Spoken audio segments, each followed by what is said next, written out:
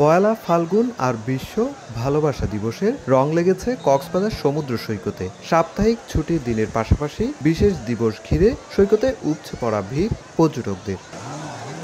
সমুদ্র স্নান, jet ski, ঘোড়ায় চড়া বা বালিয়াড়িতে বসে সমুদ্র দেখা সহ মুহূর্তগুলো রঙিন করার চেষ্টা করেন আগতরা। কেউ প্রিয়জন, মা বাবা, আবার কেউ বন্ধুদের সঙ্গে এসেছেন সমুদ্র তীরে। এটা আমার প্রথমবার অনুভূতি সমুদ্র দেখার, তা আবার ভালোবাসা দিবসে নিয়ে আসছে, মানে খুবই ভালো লাগছে।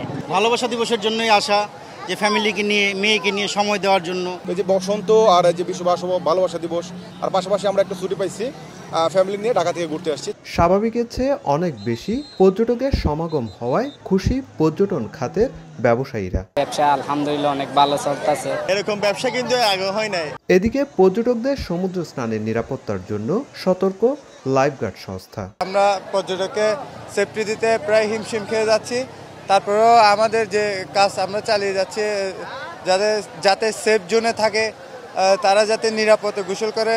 পর্যটকদের নিরাপত্তায় সৈকত সহ সব স্পট ও হোটেল মোটেল জোনে বিশেষ ব্যবস্থা নিয়েছে ট্যুরিস্ট পুলিশ।